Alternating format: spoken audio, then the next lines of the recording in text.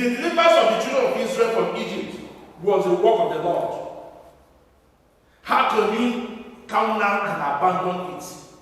The mighty work you have done, oh Lord, you delivered them from the land of Egypt. Now, if you come on the way and abandon it, what will people say? Praise Master Jesus.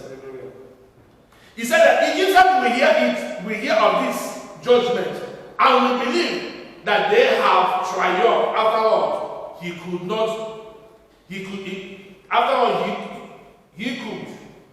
could destroy them on their way. That is what the people of Israel were going to talk.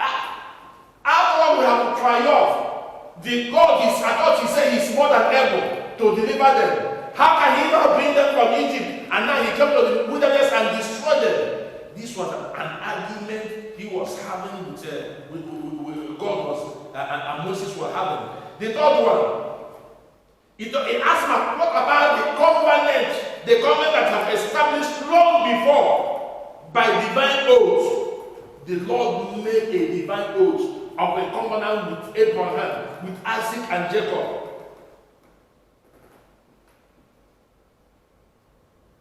He said, how can you then revoke these promises that you have made? What a great argument. What a great point. My brethren, who can stand before the Almighty to begin to bring an argument before Him? Who can stand before Him over the circumstances or the situation around Him to begin to bring an argument before Him? That, Lord, yes, you have to do it. Lord, you have to visit me. Lord, you have to transform my life. Moses brought an argument unto the Lord why God should not destroy the children of Israel. Because Moses is not a selfish man. God made a promise to him that I will destroy this nation and I will use you to build another nation. What a great promise. If it is you and me, we will accept it. I said, Lord, go and destroy them and use me. But he said no. Because God has made a covenant with the children of Israel. He cannot come and destroy all the promises he has made. He will not say he will not do it. That is why the book of Numbers 23 verse 19 tells us that God is not a man that he should lie. Neither is he the son of man that he should repent. I don't know whatever he has said concerning your life. He said it will come to pass. Can you bring your argument before him? Can you tell me your argument before him? Can you bring your situation unto him and begin to tell God one-on-one over the circumstances? I don't know the situation. I don't know, but it's you that know. You can bring your argument before him. But remember, you know the kind of person Abraham was. Not the kind of person Moses was. These are the people that come before God. They stand before him and they begin to talk one-on-one. You can do likewise, but you have to know your stand. Remember our text. He says, search me and know my heart. It is only God that will search and know our heart. Examine yourself. The book of Corinthians says, examine yourself and see if you are still in faith. These are the qualities that you have before you can be able to come and bring your argument before God. This is the quality you have before you can come and begin to talk with him and begin to bring that circumstances that have kept you sleepless night, that you will cry and say, God, where are you? Where's Master Jesus? You can bring your argument with God. You and God will begin to talk one-on-one. Moses brought an argument that tell God, no, you will not destroy this nation. You will not destroy your children. And God heard his voice. And God heard him. Our God is able. He has an ear. He will hear. Whenever we call upon him, he will hear. Praise Master Jesus. Remember, what makes God's anger or what makes him to separate from us is sin, iniquity. That we will cry, he will not hear us. We will cry, he will not hear us. But when we have that intimacy with him, that means we are a friend of God. Can you be a friend of God today? That you will bring that stubborn trouble. You bring that situation. You bring that mountain, that thing that looks that it cannot move before him. He is more than able. He will hear you. He will hear you, and he will do it in his own time. That is why he is God. Where's Master Jesus? Hallelujah. Where's Master Jesus? Let us open our Bible to the book of 2 Kings. 2 Kings chapter 18. From verse 1 to 6.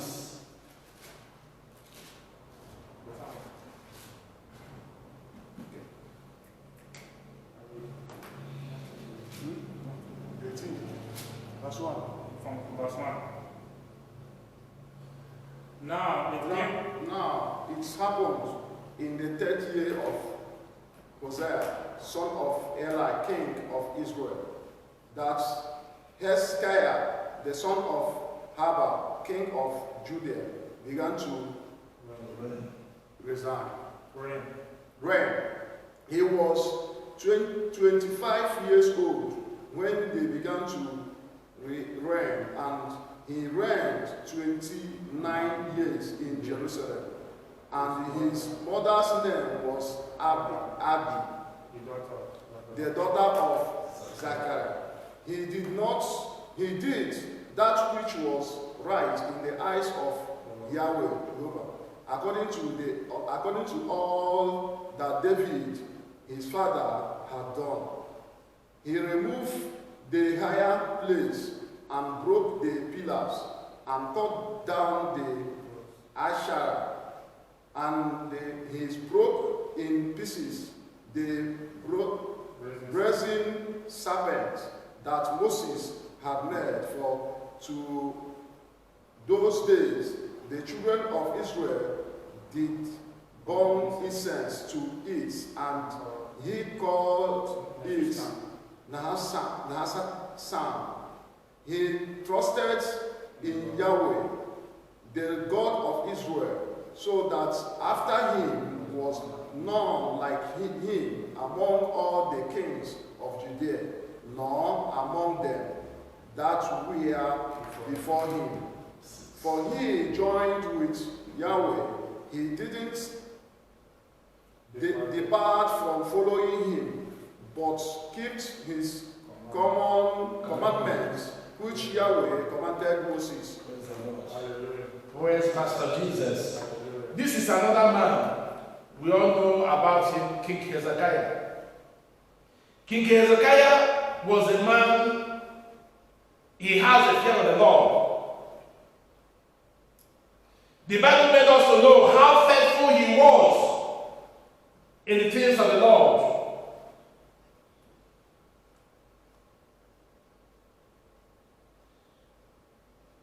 He worshiped the Lord in spirit and in truth.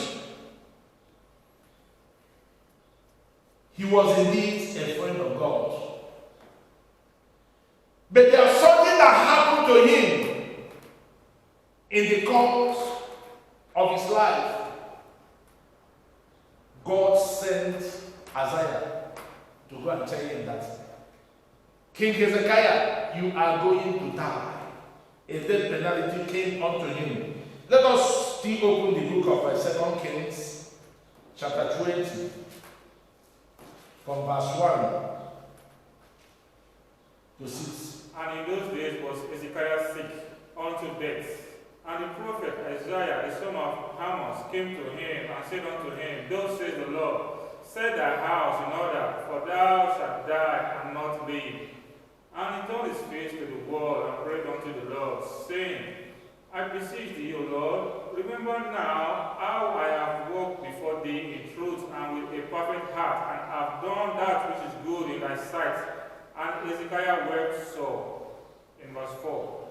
And it came to pass, after Isaiah was gone out in the middle court, that the word of the Lord came to him, saying, Turn again and tell Hezekiah, the captain of my people, Thus says the Lord, the God of David, thy father, I have heard thy prayer, I have seen thy tears. Behold, I will heal thee on the 3rd day, thou shalt go up unto the house of the Lord.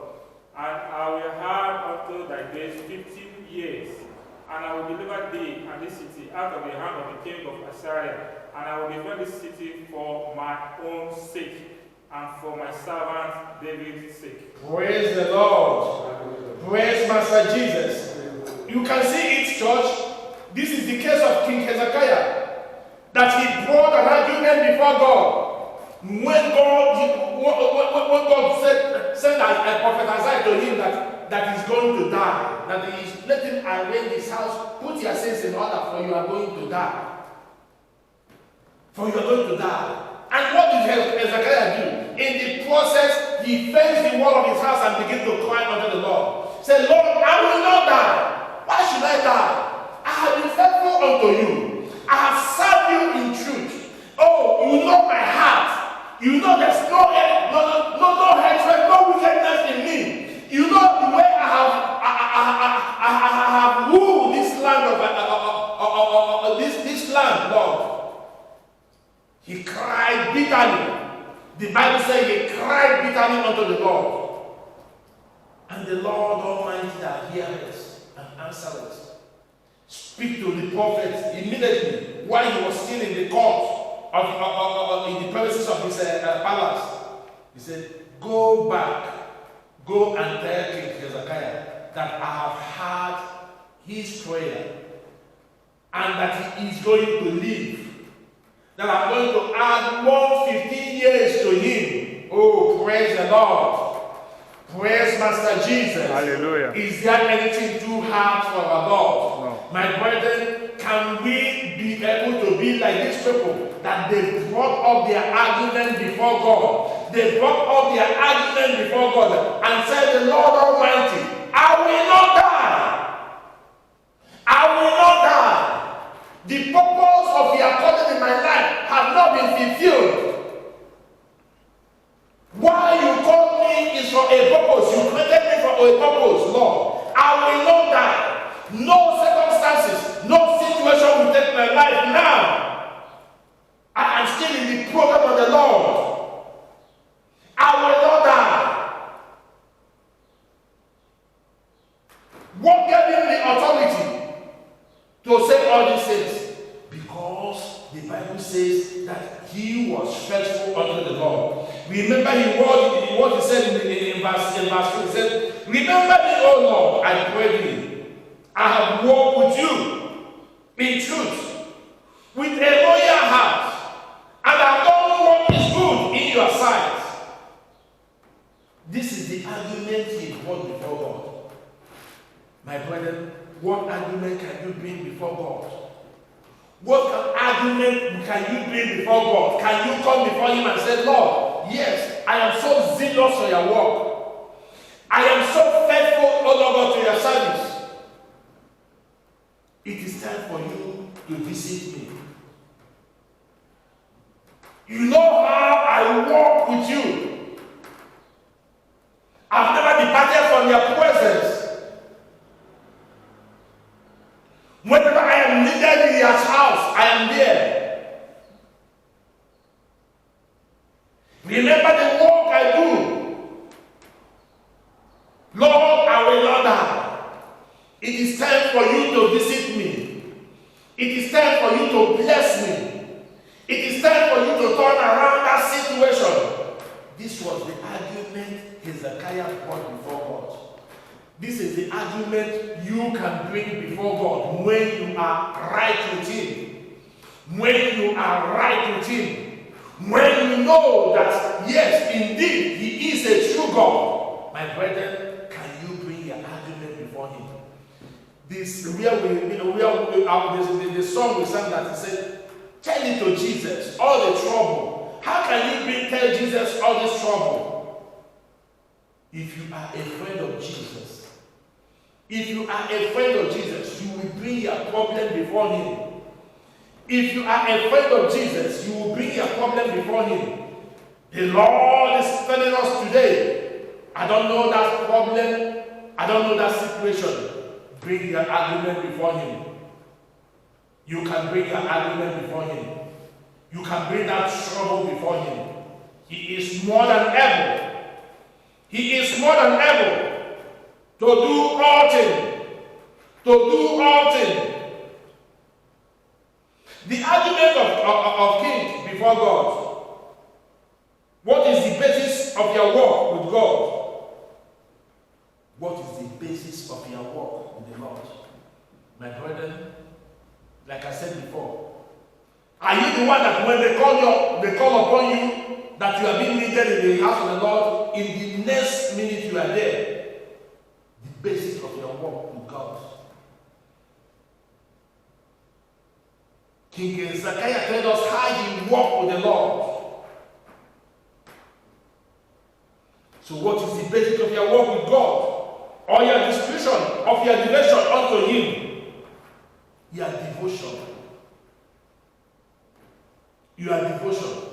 You devoted yourself unto Him. That nothing, no circumstances, no situation shall separate me with His love.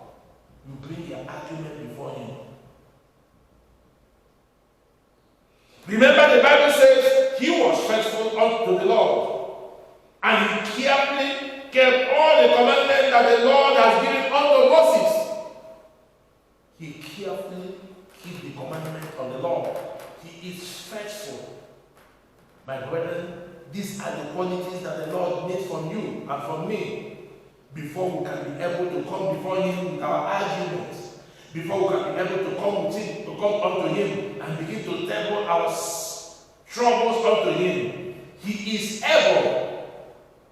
When you tell it to Jesus, He is able. There is nothing He cannot do. There is nothing He cannot do. There is nothing too hard for Him. My brethren, we can bring that situation unto God. Hezekiah cried unto Him, and Lord increased his age and said, you are not going to die. You are not going to die. Because there was things that were still missing around him. He knows he has not, there are things that are still missing around him. And he wants those things to come to pass. Because He is God. I don't know, God knows you more than you know yourself. He knows your circumstances. He knows your situation. And that is why He is calling upon you.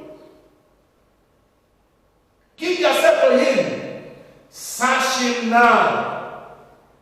Search Him now where you can find Him. Seek Him now where you can find Him. For tomorrow may be too late. Bring that situation unto Him.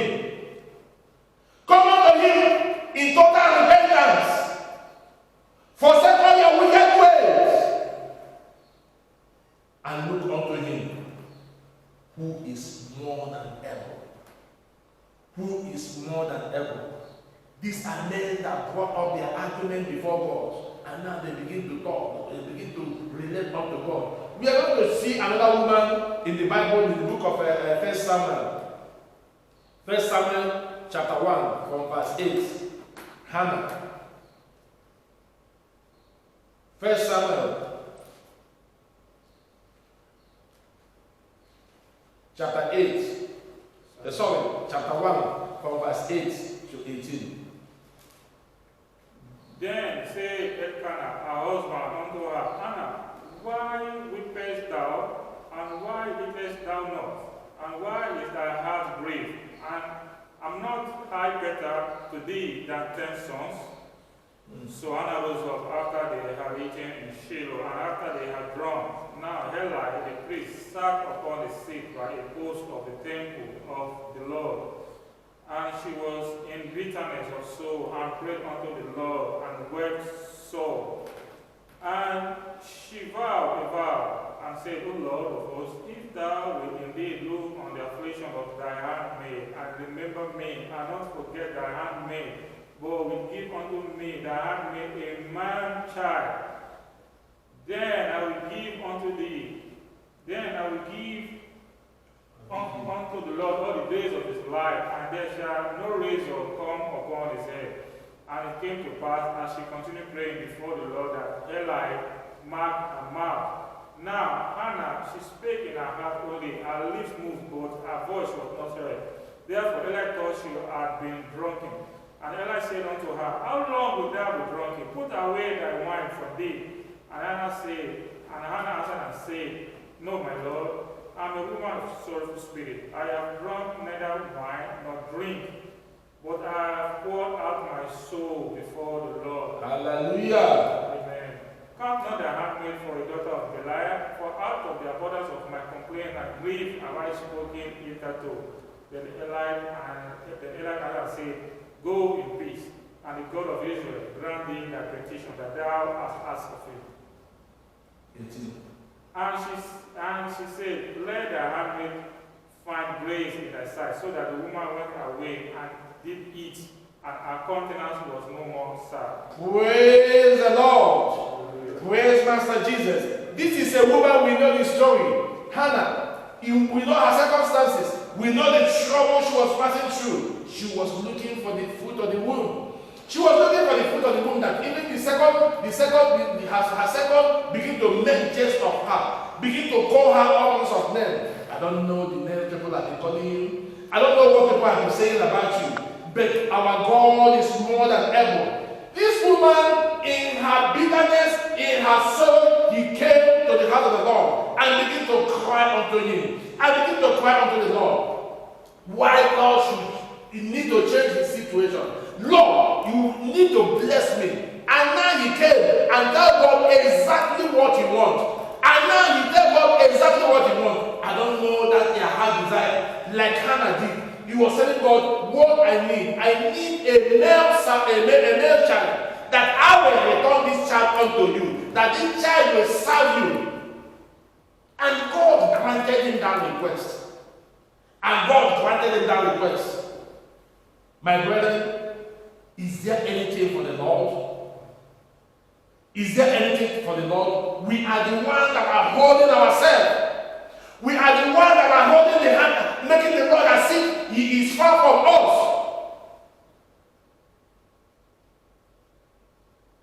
Can you return unto him in faithfulness?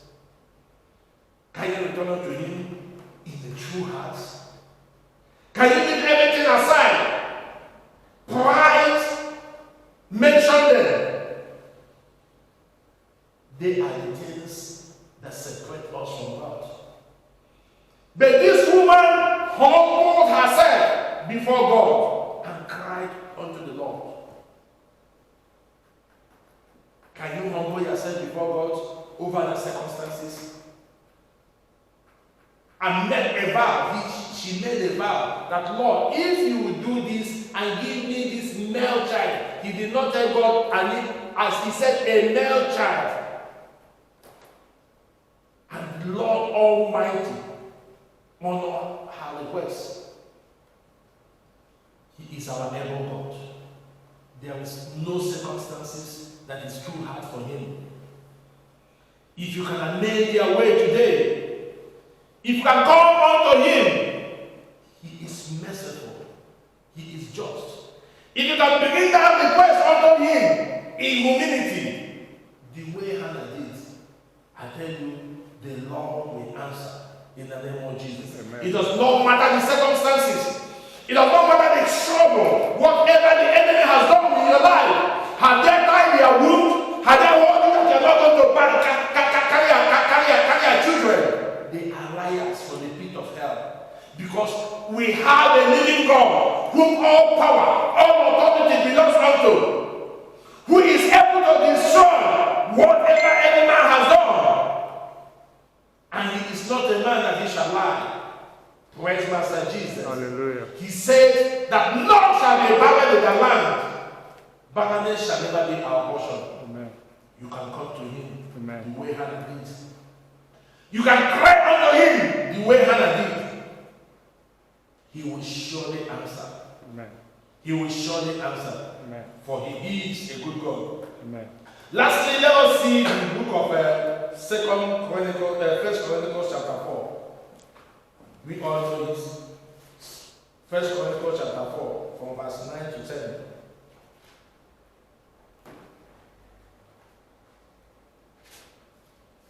First Chronicles. And Jabez was more honorable than his brethren. And his mother called his name Jabez, saying, Because I bear him with sorrow. Verse 10. And Jabez called on the God of Israel, saying, Oh, thou wouldest bless me indeed, and enlarge my coast, and that thy hand might be with me.